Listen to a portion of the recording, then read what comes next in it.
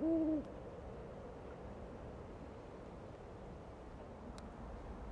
right, so here I am back again in East Germany, working some of these World War II trenches. Just turned up a couple relics here. Not sure what they are. This is just a piece of a chain, but there was a couple other pieces of scrap metal in this pile as well. And then not far from that I found this, which I'm not sure if it's a helmet or not. It almost looks like it's a piece of a helmet. The only thing is it's slightly too big from what I can tell to be a helmet, so I'm not sure. Strange. There isn't any strapping inside, but there is some holes that go around, as if maybe there was some strap inside to adjust, but I'm not sure. It has the curvature there.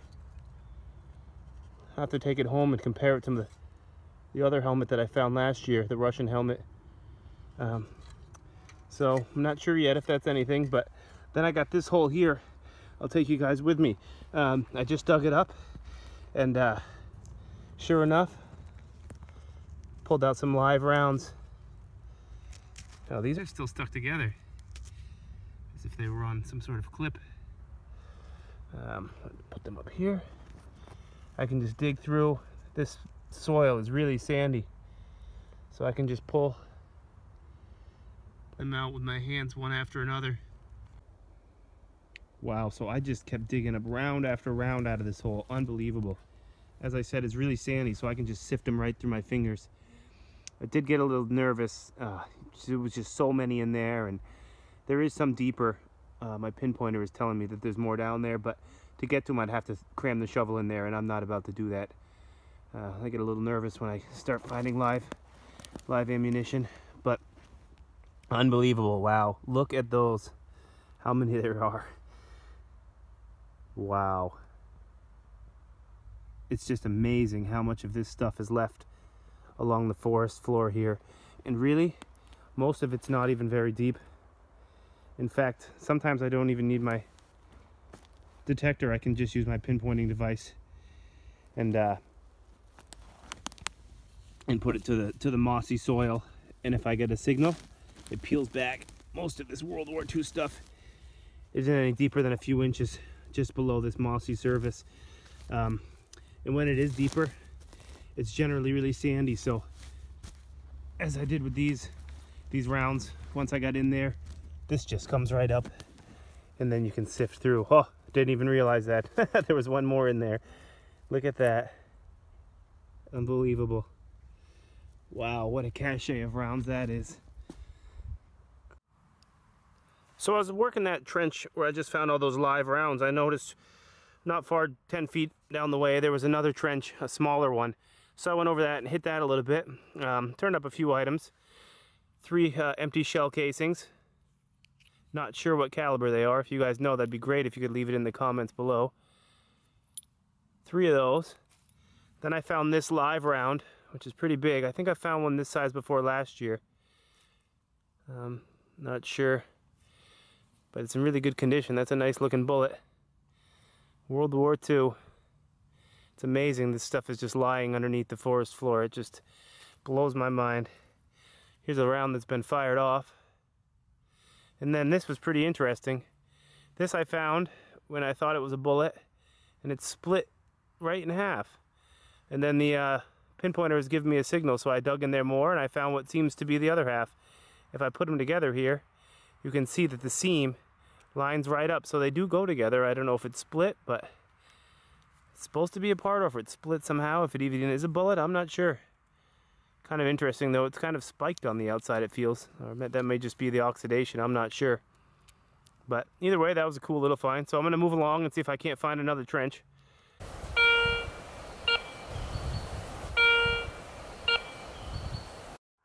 Well, after finding those few rounds there, I decided to keep moving, and I came across this huge area that's just all one trench. I'm not sure if you can see it on camera, but it's just one large area. You can tell this was at one time a trench from World War II. So I've been hitting this pretty good, and actually it seems to be a pretty good spot because I've turned up what seem to be a lot of personal effects, such as this, which appears to be toothpaste, a toothpaste tube. There's some writing on it, so I can bring that home and try to figure out what it says. Here's another one just like it. Another piece of one. Not sure what this is. The cap to something. I'll have to hunt around in this area. It's getting a little dark, so I gotta pack it and go home, but it seems like a really good trench, so I'm gonna come back here in the morning and see what I can't turn up. I'm hoping I can find a belt buckle or something different. One cool item I did find was this button. Must be off a jacket or pair of pants, I'm not sure, but that's a pretty cool personal item. So this area definitely has some potential. Like I said, it's getting dark, it's getting late. I'm gonna come back in the morning and see what I can't find here, so stick around, let's see. Alright guys, so I just turned up something awesome. I've only got about halfway dug out of the ground, so I can do the rest with you live in just a second. First, I wanted to explain to you a little bit where I'm at. If you've been watching my videos, you'll know I hunt in East Germany, right along the border to Poland. Well, today my mother-in-law decided to take us for a drive about half an hour, 45 minutes west to where she remembered there was a concentration camp. So we went out there, but unfortunately we couldn't find it. Perhaps it's been torn down or her mother couldn't remember. It's been 30 years since she's been there. But we did come across this sign in the forest. And if you can see, there's 3 different zones to this area where we're at. It was an old military training ground back during World War II. So the yellow zone, you can walk in the forest, but only at your own risk. The blue zone, you're forbidden to walk through the forest because it's moderate risk. The red zone, you are forbidden to walk through the forest, and it is extremely high risk of explosives and military items, so you're not allowed to go there. So I know what you're thinking, what are you doing here out in the woods metal detecting? Well, I'm not. We decided to drive back home, and about halfway back we got to near the area where I generally hunt anyway. So here I am, and I just turned up something awesome. Let's take a look. It's down in the hole. I haven't got it all the way dug out yet, as I said, so we're going to go do that right now. This gave me a really good signal. So I knew that it was something large. And again, this sand is so easy to dig through. You can really paw at it once you get under. And once I started feeling the curvature here, I thought, geez, could this possibly be another helmet? I was really excited. I thought I found a helmet earlier today, if you've been watching the video here, but after a little research, it definitely wasn't a helmet. The metal is too thin and it's just too big. It just doesn't look right. But this, I'm pretty sure, is a helmet. So I'm going to dig the rest of this out, if I can. I pretty much shook it already loose, but still, sometimes it's just sand, so mostly once you get it out, there it goes. Yeah, that's a helmet. Nice. This is the second one I've found, actually. The first one was last year, which ended up being a Russian-Soviet helmet from the comments I got on the internet. But holy, wow, look at that. My second World War II helmet. Unbelievable. This one isn't as intact. The last one I found was completely intact. This one here, you can see, is missing half. But still, what an amazing find. It looks a little bit different than the last one I found, so I'm not sure. Again, I'm more west. Possibly this is a German helmet. I would hope so. It'd be nice to find a different one, but we'll see. I'm going to have to get this home, get online, do some research, but wow, I am super excited. A second World War II helmet. Unbelievable. Alright guys, I just hit pay dirt. I'm still here in the same forest where I just found that helmet, and I got another good score. I just got a good signal, so I turned it up, and it seems like I came across a junk pile, just an old trash pile of stuff. But in it was some porcelain and some glass, and there is some symbol and date on it, which I think you guys are really gonna like. Check this out. So here are a few metal pieces that were in the hole. This must be what was giving me the signal. I'm not sure what this is, just some old scrap piece of metal.